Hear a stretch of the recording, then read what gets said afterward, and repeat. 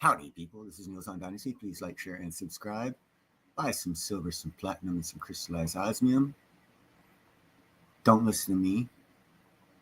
Anything said here is to be taken for bullshit. This is for fun, not profit or health.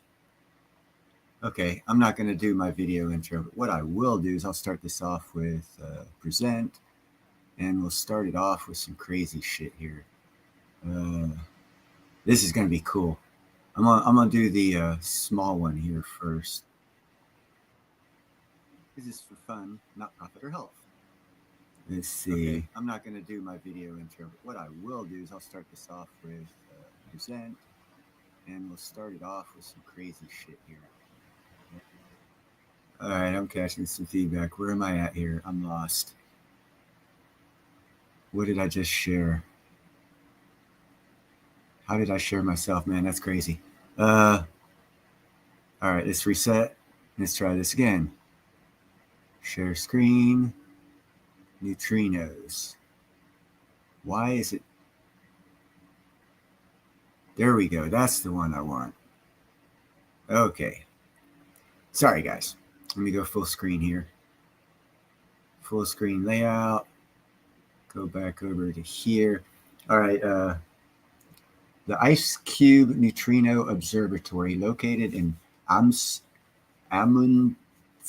Scott South Pole Station in Antarctica, is a massive neutrino detector.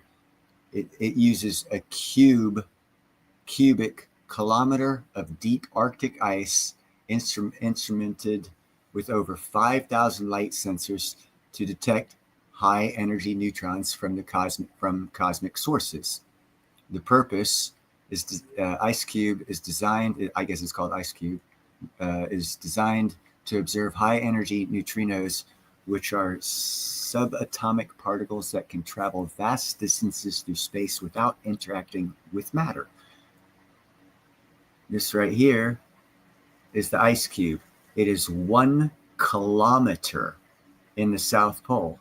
That's how big this thing is. And that's what I wanted to start this off with. There is actually, see, it says the detector works by sensing the faint blue light produced when neutrinos interact with the ice. Okay, so that's one way they're doing it. And that's all well and good. But this other way is even cooler. I just discovered it, so I had to bring it to you. And this is wild. This guy's name is the B1M. Give him a thumbs up for who he is. And this is radical stuff here. Further with this video, let me ask you a nice, simple question. Why is there something instead of nothing? Why is the universe full of stars, planets, animals, and everything else we see and feel instead of just being an empty void? Okay, so I lied about this being an easy one. It's one of the most fundamental and difficult questions in science, but it could be one we're about to answer with the help of Doom.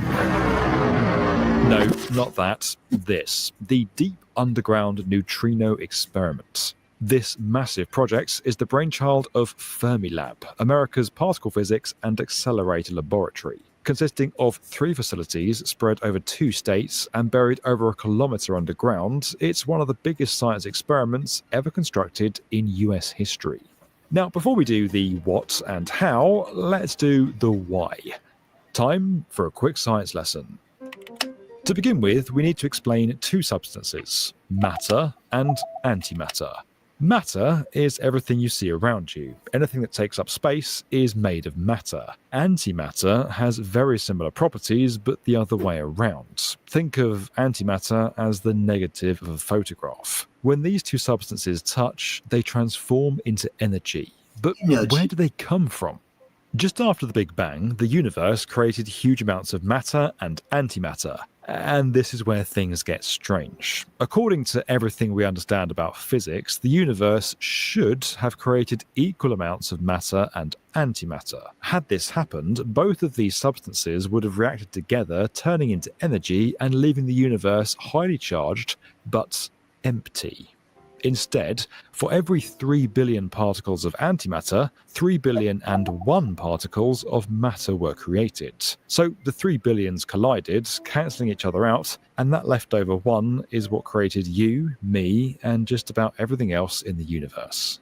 Now, why there was an extra 1 in every 3 billion particles of matter is a question that's had scientists scratching their heads for decades, but they're hoping the answer lies in these neutrinos. But for anyone trying to study them, there's a problem. Neutrinos are one of the smallest known particles in the universe, and to make matters worse, they interact with almost nothing. In fact, a neutrino could fly through 5 light years of lead before it has a 50% chance of being stopped. In other words, to spot them, you're going to need a serious bit of kit. This is awesome. But you know what? Spotting a neutrino is only half the job. What are you going to do with the data afterwards? Well, you're going to need a computer that can handle it. When I was swatting up on particle physics, I had about 1,000 tabs open on my computer, and it was slow. But it would have been fine if I'd upgraded my processor to an AMD Ryzen AI Pro. Those chips have an insane amount of processing power. Lots of the construction projects we cover are using really sophisticated platforms that combine surveys, architects' models, and billions of points of data. Tunnel. And those platforms are increasingly turning to AI to help manage everything. How well your computer handles that all comes down to how good your neural processing unit, or NPU, is. They get measured in something called TOPS, trillions of operations per second. And the AMD Ryzen AI Pro can smash out a whopping 55 TOPS. 55! It can deliver on speed, performance, and because it uses AI tasks, it's great. We actually upgraded our motion graphics computer with a Ryzen, the one that there in the description.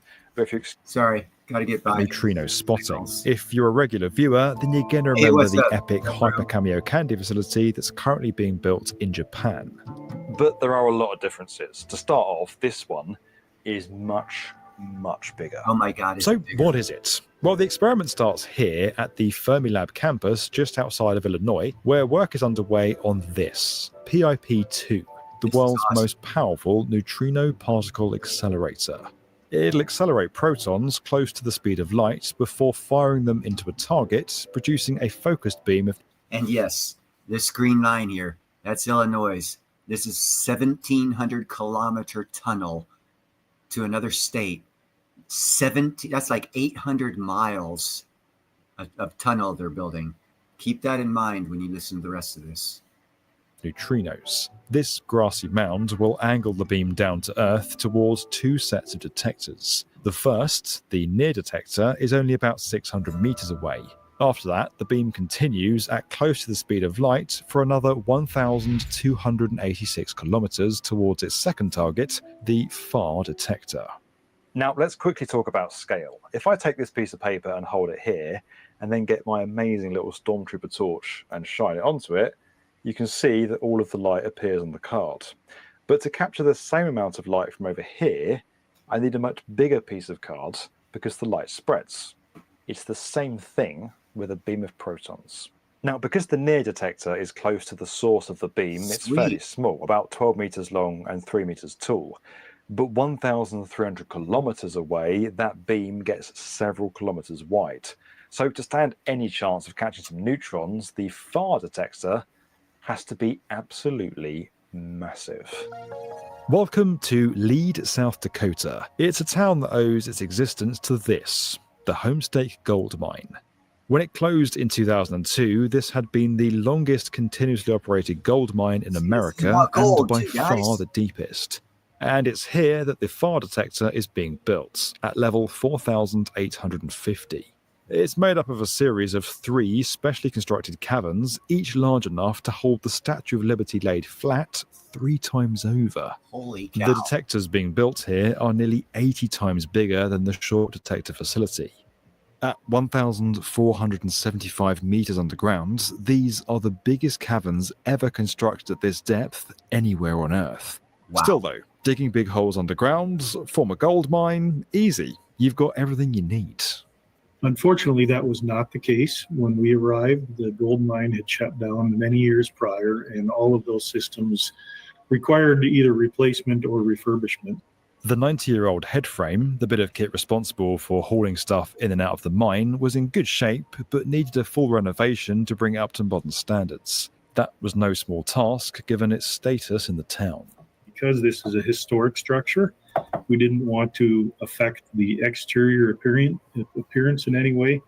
This is, in fact, if you come to Leeds, South Dakota, this is one of the distinctive things that you see in South Dakota in general, let alone Leeds. And so that was very key. And so we actually had to reinforce the structure from the inside, adding elements to make sure that that was meeting modern codes and safe for at least 50 years of continued operation. But it wasn't just the head frame that needed attention. The steel reinforcement that lined the shaft itself had become corroded and needed to be completely replaced. Starting in 2012, work began on painstakingly replacing the steel sets at 5-metre intervals down the entire 1,500-metre shaft. With the head frame and shaft restored, attention then turned to transporting the heavy-duty excavation equipment down to the rock face. The shaft is a rectangle measuring around 4 by 7 metres. That's about 2 shipping containers. It might sound like a lot of space, but it's shared by utility lines and the skip system, which brings up rubble from below. The area left for transporting equipment shrinks down to about 1/5 of the original size. You are limited by the tire, right? That's the only thing you can't cut in half and then weld back together when you get it underground. And so that's how you deliver things. You take them apart, you bring them underground, and you have to reassemble them. And there was some big machinery to be reassembled. This is the Drill Jumbo. It's one of the largest vehicles used in underground mining. It consists of 2 hammer drills attached to a tractor body. These are supported by hydraulic jacks, which maintain the drilling angle. As the jumbos progress, high-pressure water is used to remove rubble and debris. Drill the horizontal holes that are used to load the explosives. And so you drill a series of about 100 holes per shot. And like I said, you load about half of those. The other half are left open, and that actually creates fracture profiles for the rock to break. The surrounding rock is fairly stable, but a lot of reinforcement is needed to stop the caverns from gradually closing back in on themselves. As you create these voids, the voids want to close in. Nature abhors a void. So the caverns would not stand on their own without this reinforcement. And then you look at how deep into the rock do you have to go to the point where you're beyond that zone where the rock is going to move. And so in our case, we have 20-foot long bolts that are anchored at the tail end. These enormous bolts create a reinforced grid spread out around every 1.5 meters throughout the 3 caverns. Wow. The excavation was completed in 2024 after 800,000 tons of rock had been removed from the former mine. Neutrino's aside, it was a heroic achievement. It is pretty awesome. It's still pretty awesome. It's awe-inspiring when you walk into these caverns and look at the size of them. And in my case, I've been trying to make this happen for 15 years. So to have that culminate into something that you can actually step into and look at, it's got that extra special feeling to me personally. The caverns are currently being lined with shotcretes, and concrete floors are being poured, ready for them to be fitted out as a high-tech laboratory. The middle cavern is being equipped as a service facility containing a substation, as well as a liquid cooling system to remove heat from the ground. Meanwhile, the north and southern caverns are being reserved for the neutrino detectors themselves. Now, typically, the way they used to do tunnels is they just dig a hole, and for the older machines, it was big, fucking 13, 15-foot wide things. They'd start digging, and then you'd have to come behind and support the walls. Then the newer ones that they had, I think about 10 to 15 years ago, they came out with these they're longer tubes, like a damn near 100 yards long. Like if you're doing subways, and they used one in Boston's Big Dig. It was about 100 yards long, and it would dig. It was about 20 some feet, maybe wider. I don't know exactly what its circumference was, but as it drilled through the rock, it actually used the rock to make concrete to support the edges of the hole. So that way, as it moved through, it actually supported. the hole behind it. And then what Elon Musk did is he downsized it so he could use it for just single car one-way use rather than for like freeway use underground and whatnot. So that technology's been around for a while. It just has been advanced by newer technologies. Now, this is another thing that makes June unique. Japan's Hyper Cameo Candy has all the detection equipment inside one huge water tank. But at June, 4 detector modules are being installed, each one with slightly different tech to capture a slightly different aspect of neutrino behavior. Now, like we said, each one of these is going to differ slightly. So let's have a look at how the first one is being built. This is a single-phase liquid argon time projection chamber. Inside are a series of precisely engineered screens, the anode planes. They're covered in 24 kilometers of hair-thin wire mesh, the core of the detection system. Each anode plane is built from layers of wires strung in different directions to capture a detailed picture of what passes through. To work properly, every array is precision engineered to lie flat within just a few millimeters. What you're looking at here is the inside of a prototype detector called ProtoJune, completed in 2018. That detector is then going to be housed inside a cryostat, which effectively acts as a giant thermos, keeping the liquid argon at minus 184 degrees Celsius. This picture shows the interior of a prototype cryostat. The stainless steel lining is mounted on alternating layers of insulating material. The waffle iron pattern is similar to that found on the inside of liquefied natural gas transporters. The extreme cold makes the steel contract, and this corrugated pattern lets it flex without cracking. Okay, but how does any of that help us spot neutrinos? Well, we can't actually see neutrinos, but the neat thing is we can see a lot of the things they do. Time for some more science. Now, we've said that neutrinos don't interact with much, but what does that actually mean? At an atomic level, neutrinos fly around, and the only thing they collide with is the nucleus of an atom. There's a bit more to it than that, but we're going to leave you to argue about that in the comments. To put that into context, if the nucleus of an atom was this orange, then the atom itself would be the size of Wembley Stadium. It really doesn't happen very often, but when the neutrino does collide with this, parts of it will fly off. And it's those little pieces that we can look for. Detectors like Japan's Hyper Cameo Candy are designed to spot the faint light this reaction gives off, known as Cherenkov radiation. Now, by the way, I'm almost positive that this research has something to do with the new solar panel arrays and the capturing of light. That's effective, but it does have its limitations. For one, it's not very detailed. A much more accurate way of doing it is by measuring the electrical charge that comes off those splintering particles. And that is where the liquid argon comes in. Argon has many benefits, but a big one is that an atom of argon has a relatively large nucleus, giving the neutron a bigger target. When the neutron hits, particles fly off, and the electrical charge they emit is spotted by the wire meshes in the anode planes. That creates a huge difference in resolution. Whereas something like the Hyper Cameo Candy can measure reactions in centimeters, the equipment at June can read them in millimeters. Wow. Now, if you're as excited as I am to find out about the secrets of the universe, then I've got bad news for you, because this isn't going to happen anytime We don't soon. know it. They're talking about things kicking off in 2032, but on a project this big and complex, that's Probably not exactly a 2035. given. What we do know is that at some point the PIP2 accelerator will be turned on and the 2 detectors will begin their work. Alternating 800 beams of miles. neutrinos and antimatter neutrinos are going to be fired towards them. What researchers are hoping to show is that the matter and antimatter particles will behave slightly differently over the distance of the 2 detectors, and that will indicate why the universe has a slight bias towards matter, and ultimately why any of us exist.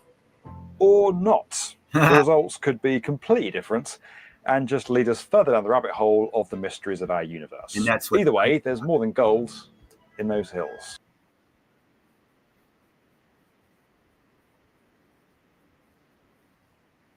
Anyhow, sorry about this, guys. I got to close this down here on that side. And then I got to add myself back to the screen.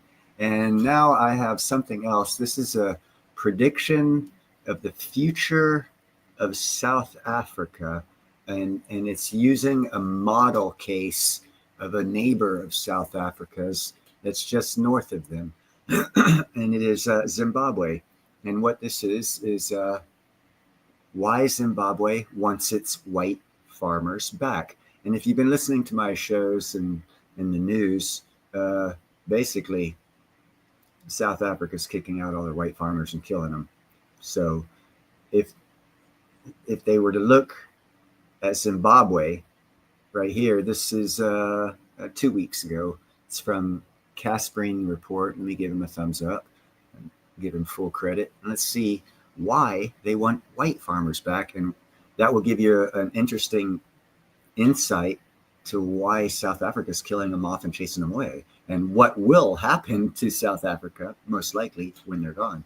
A possible future for South Africa is a $100 trillion banknote from Zimbabwe, one of the most worthless currencies ever. The paper it's printed on is worth more than the money itself. Hyperinflation has come down hard on the country. At its peak in 2008, prices doubled every 24 hours. Wow. People went to sleep thinking they were middle class, only to find out the next day that they were now poor. Food prices rose so quickly that Zimbabwe, once a regional breadbasket, had to import food from abroad just to feed its population. At the same time, the national debt piled up, and obligations to international creditors restrained how it could spend its budget. Not long after, economic decline set in, productivity dropped, and events like droughts and natural disasters made the situation even worse. Today, Zimbabwe has one of the worst economies in the world. About 1 out of every 3 people lives in extreme poverty.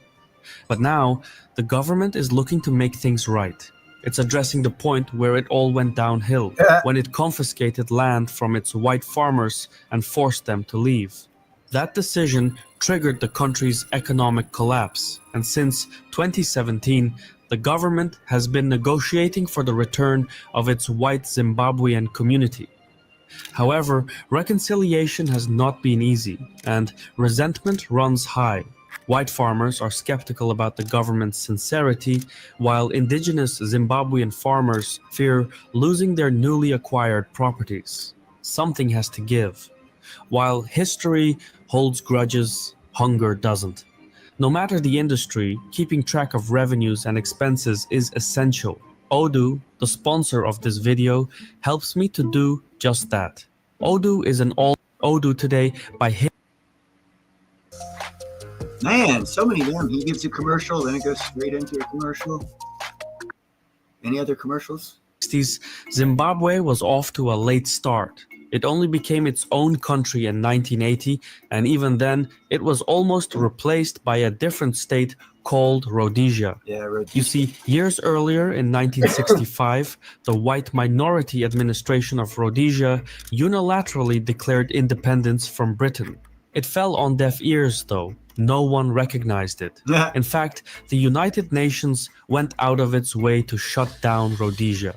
The Security Council banned arms sales to the country in 1966 and then restricted all imports and exports. However, when the sanctions failed to change Rhodesia's behavior, it became clear that the state couldn't be dismantled like the other colonies had been. That's when a young activist named Mugabe threw his support behind a group called the Zimbabwe African National Union, or ZANU for short. Their mission was a straight-up revolution, to fight for majority rule and remove the white minority government. What came next was Africa's version of the Cold War. Angola, Zambia, and Tanzania supported Mugabe's ZANU by supplying weapons and funding. Meanwhile, South Africa became the biggest backer of Rhodesian forces. With weapons pouring in from all sides, Rhodesia fell into a violent civil war from 1964 onwards.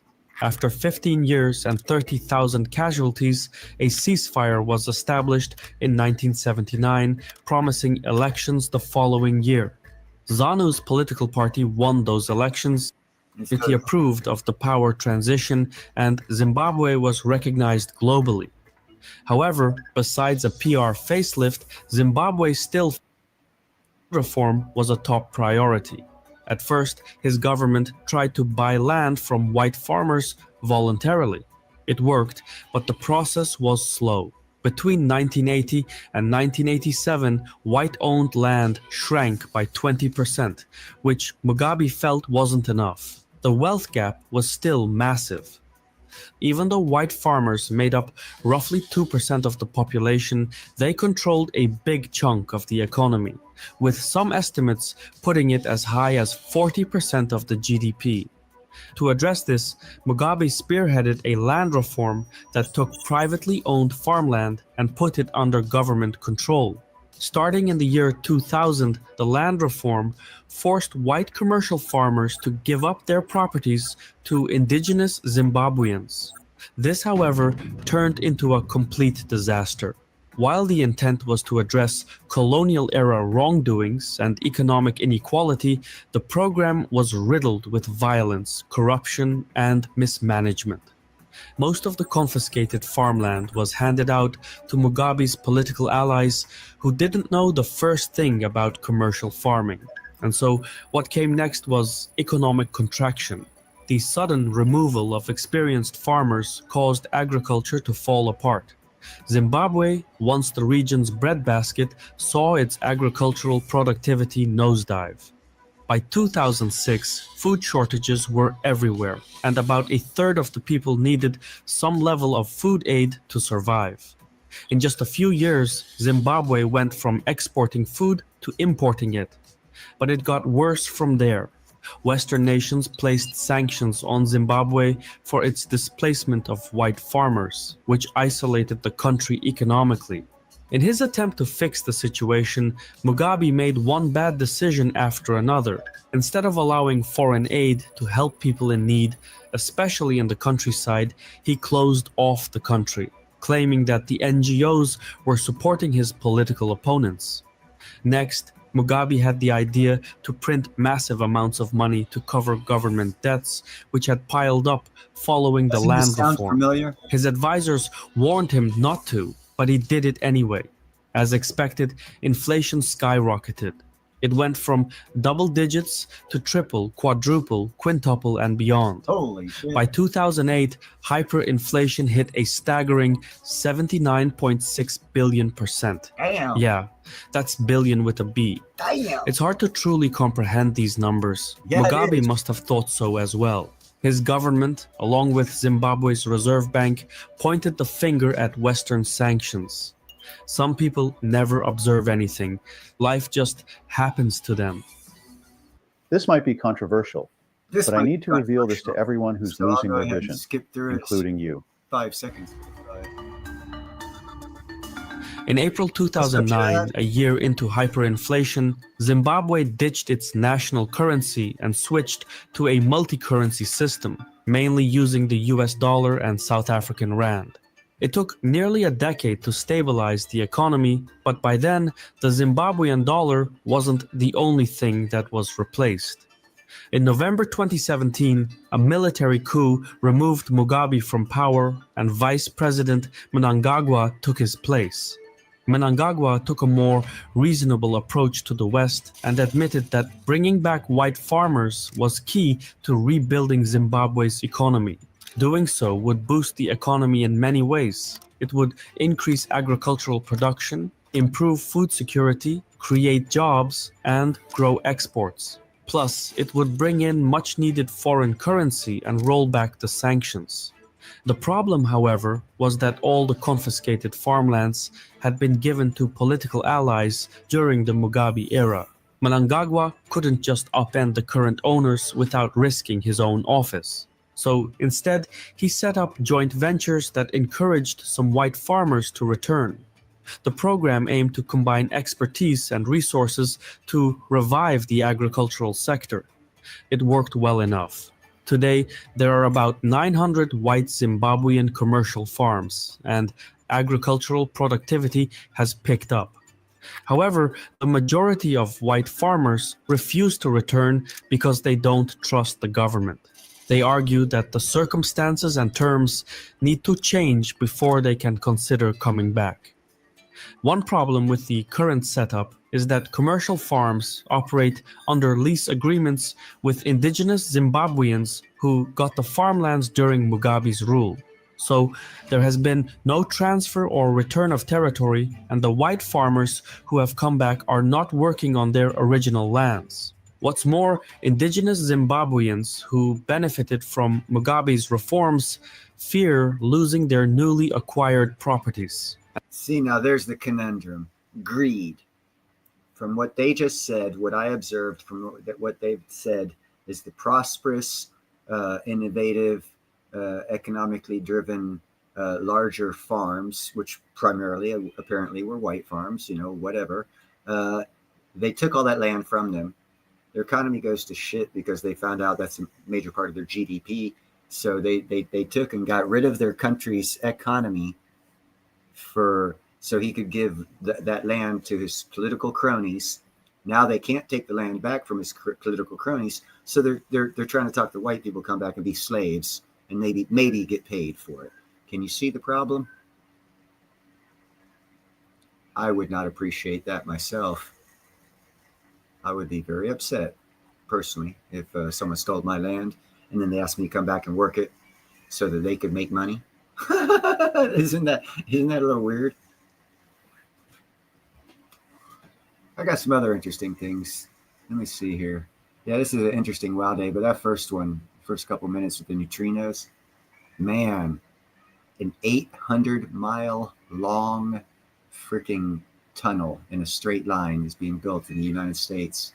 And they already have like a 1 kilometer cube in the Antarctic for this very, very same thing. I've already did that one. Where's that other show at? Let's see.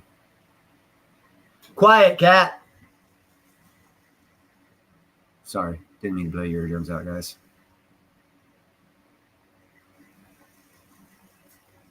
I'm looking for another video I had. Oh, here we go. This would be controversial. I got 2 controversial ones. We'll go with this one.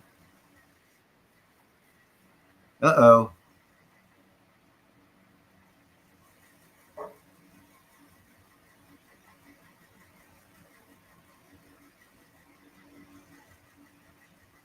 Where is it at? Tag nabbit. Here it is. Okay, let me come back over here. Get rid of that.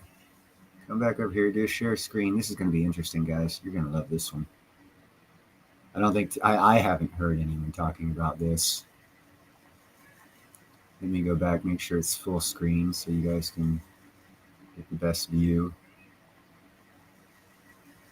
And Border Protection intercepted nearly 20,000 fake driver's licenses around the same time that the intelligence report came in, which seems to support the report.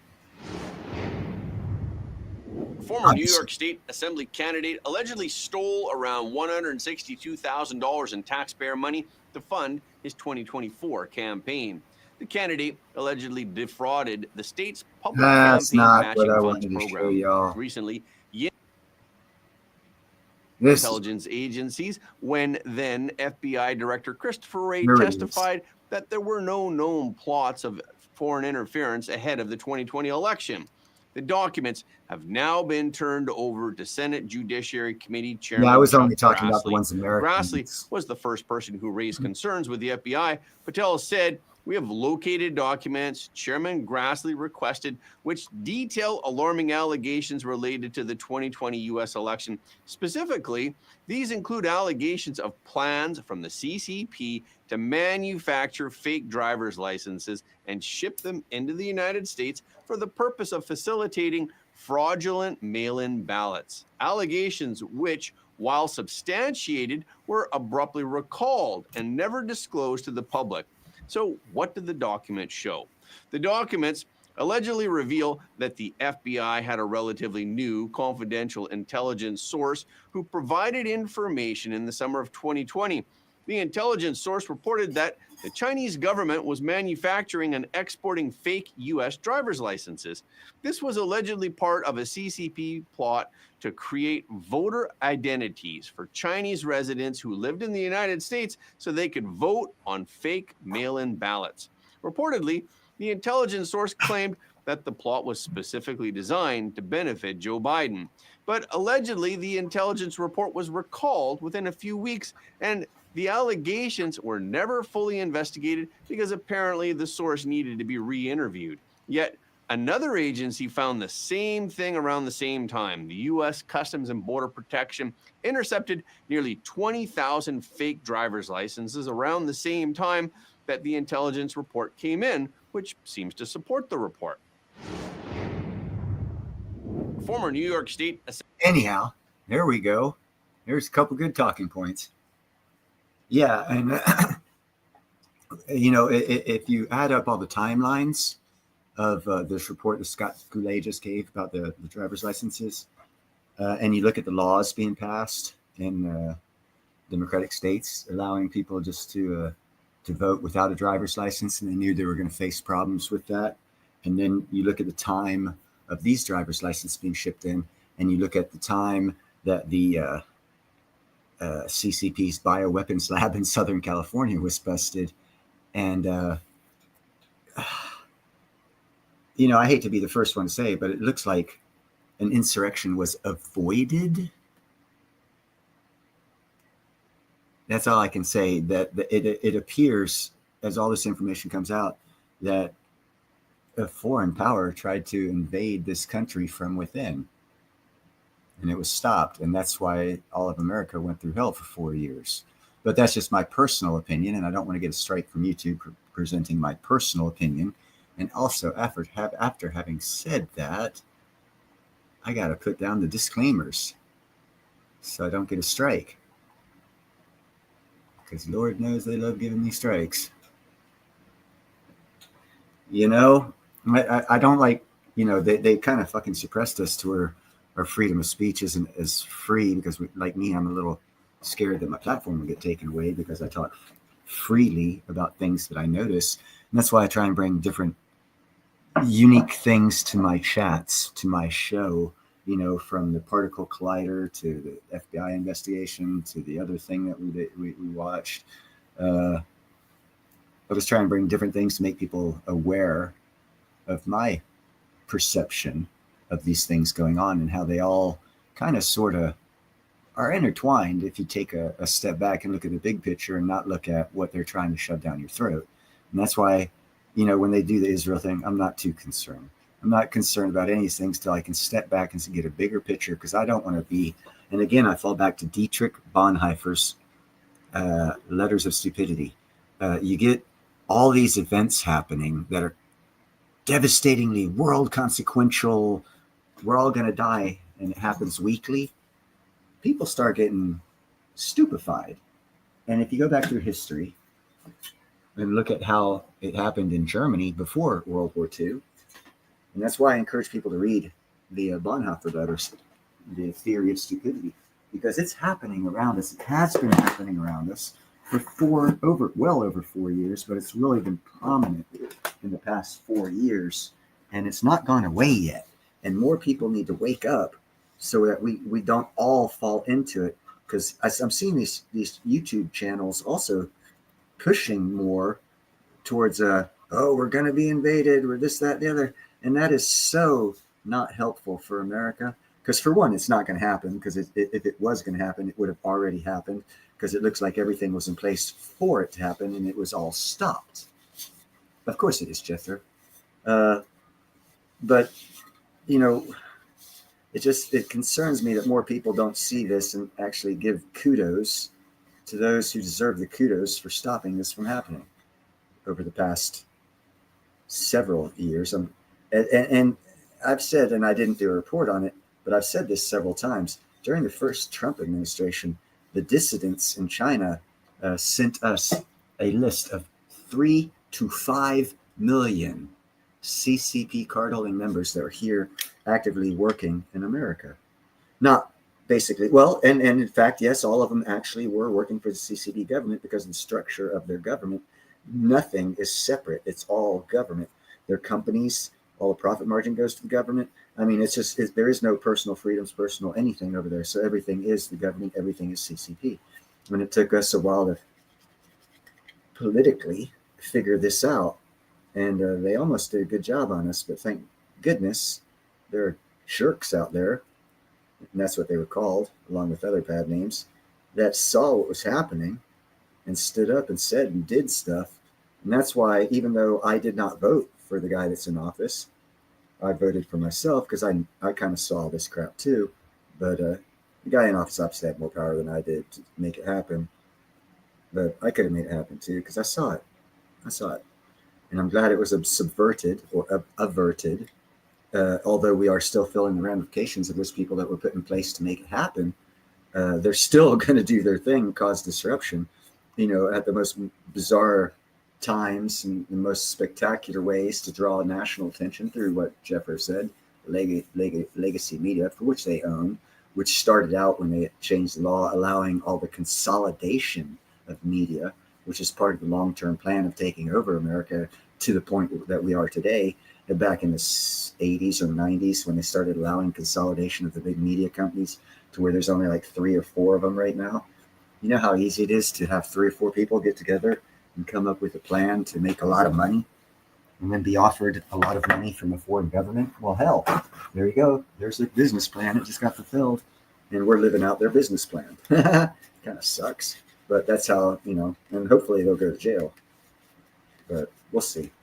And that's what everyone needs to see. We need to see people go to jail for what's happened, because a lot of bad things have happened to a lot of good families in this country and all over the world, but we can't say anything about the world. All right, I need to get off this tangent before I get a strike. Let's talk about something else. Who wants to talk about something else? I'm unfamiliar with that act, and actually I'm scared to ask what it is because I might get a strike. So let's talk about something else. What do we want to talk about other than the little rant that I just went on? And let me go over to YouTube to make sure that I'm still fucking live. Yeah, okay, it looks like I'm live. Nothing's happened. Okay, so I haven't been shut off yet, so that's a good thing. Usually at this point in time, I'd be shut off.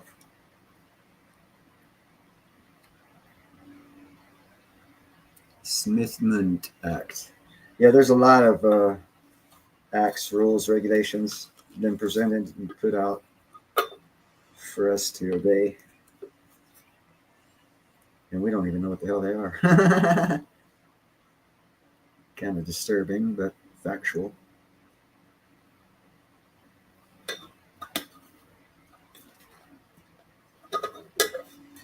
Dang nabbit.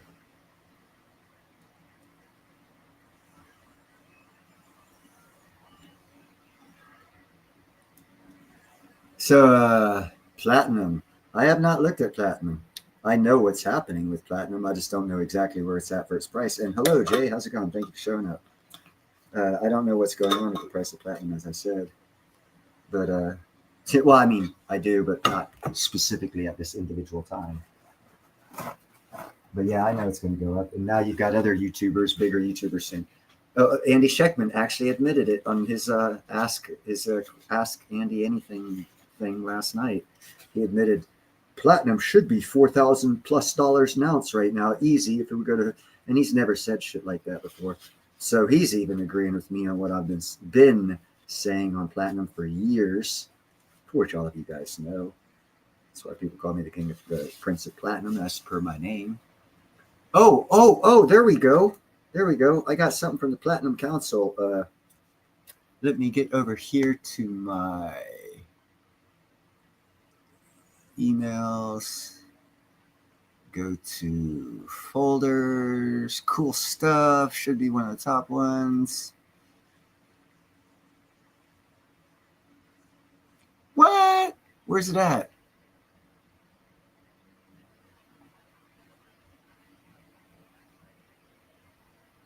Uh-oh. Let me go back to inbox here. There it is. Hot diggity dag nabbit. Let's see. View this email in my browser. Nah, I don't want to view this email in my browser.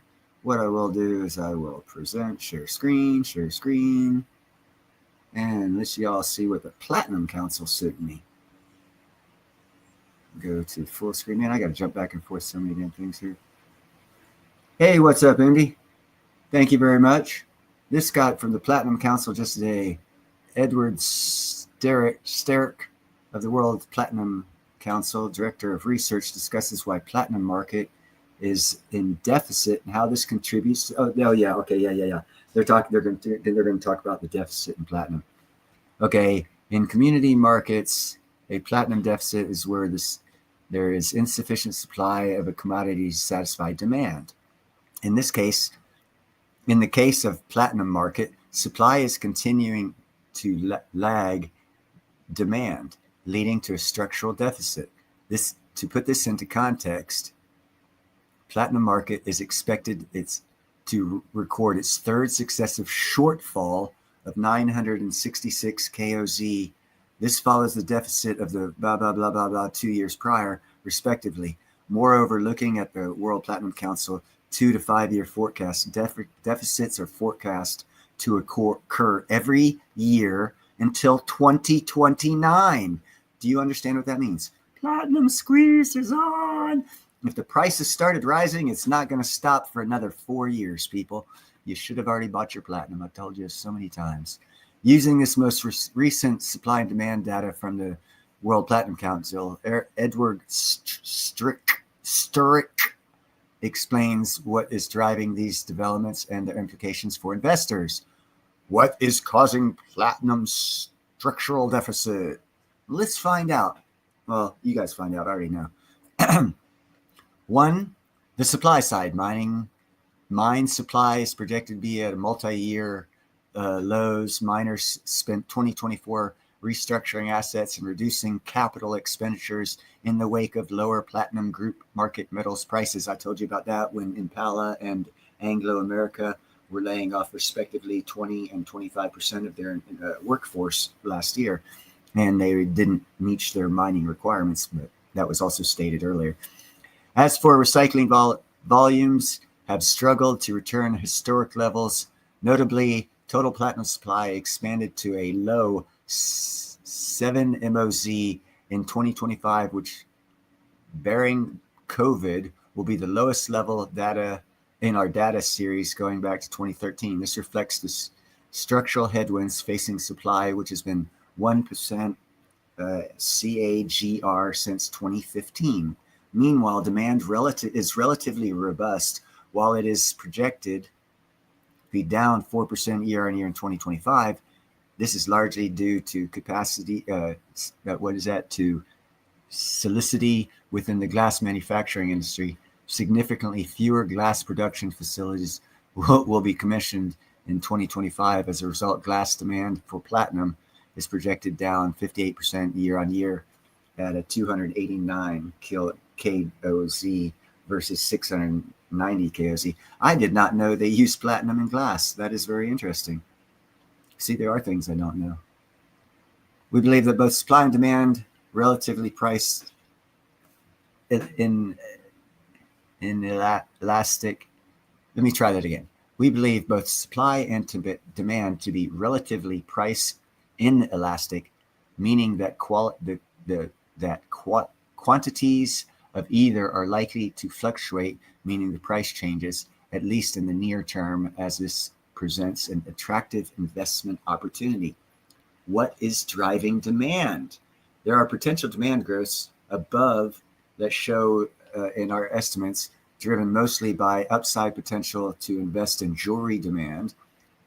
Bar and coin investment demand in China is currently running ahead of expectations, but the market is most excited about the change in the jewelry demand, which currently being witnessed 6 months ago. The global platinum jewelry trend was steady demand growth in the world outside China, balancing delicate demand with China, which means a lot of people are making jewelry with platinum, obviously. And however, expectations for high gold prices have impacted gold jewelry sales. That's why they're going to platinum, because gold's going up. So of course they're going to go to platinum. Why didn't anyone think of that? Holy cow. Man, if we only had some smart people to think about that. Let's see. Anyhow, fuck that. That's enough of that shit. We learned about why platinum price is going up. Let me get back here to chat and say hello to anyone. Broke Stacker, what's up, Broke? Jay, I already said hello to you. But that's the reason why the platinum price is going up. And hey, folks, good news. It's going to continue to go up till 2029 because we're going to be in projected deficits of platinum till 2029. So that means, well, you've got till 2029 to have already purchased your platinum, as someone like Niels on Dynasty has been telling you for years, or buy it right now because you're never going to have it this cheap again, unless we have an extraordinary stock market crash that drives the price of all the precious metals lower. It probably won't be going too much lower than it is right now, and most likely will go 2 to 3 to 4 to 5 times higher, maybe 6 or 7, depending on what happens in the market. And as I said in many live streams and on many other people's channels, the future charts, and charts are actually a past tense, but the future of charts and charting the direction of anything will be a balance between new trade agreements and treaties. And what's happened over the past 4 months? A whole bunch of new trade agreements and treaties. That's changing up the chart forecast that the stock market will be looking at in the next couple months. I've already looked at it because I already knew about it. That's why I knew about NNE and these other stock market companies I've been telling you guys about, because I've seen this in advance. And I've been trying to tell everyone about it and where to make these good non-financial moves that, well, could have really changed your financial life. All right, Brooke, thank you very much. Have I ever smoked tropical Kim strain? I don't know what tropical Kim strain is. I have tried Belizean Breeze and Jamaican and all the other stuff back in the 80s before we got all this new hybrid shit, when there was just real sativa and indica and, strains from the different Caribbean countries, Colombian, Panamanian, Belizean, Jamaican. Those are generally the ones that I smoke, but I don't know. Oh, it's a hybrid? Okay. Yeah, no, I don't pay attention to names because I've grown my own. And if I want, like this year, if I want to change up, I'll cross seed, which I'm doing this year, 2 different things so I can come up with another species of my own of weed. And so that's what I do. I mean, a lot of people buy the new shit. I actually create it. I've come up with several different strains of weed in the past 11 years.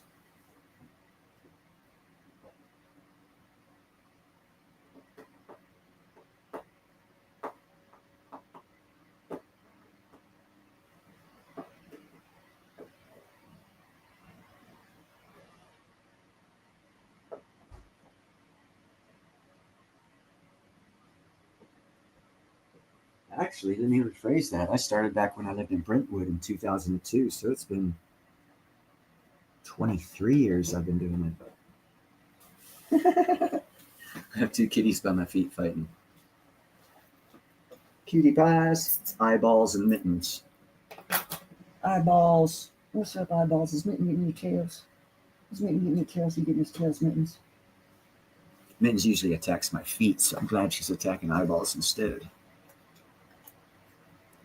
Yeah, I actually kind of like the reverse of that. I like 70% indica, 30% sativa. But that's because I do manual labor and I like the pain to go away.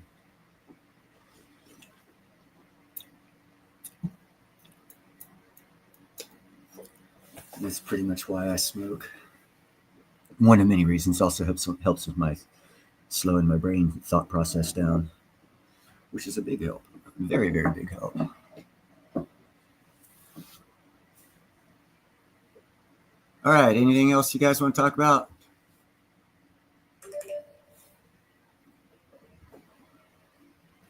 Because if not, I got other chiznits to do today. I appreciate everyone stopping by. And this is the end. Until next time, have a good week, peoples.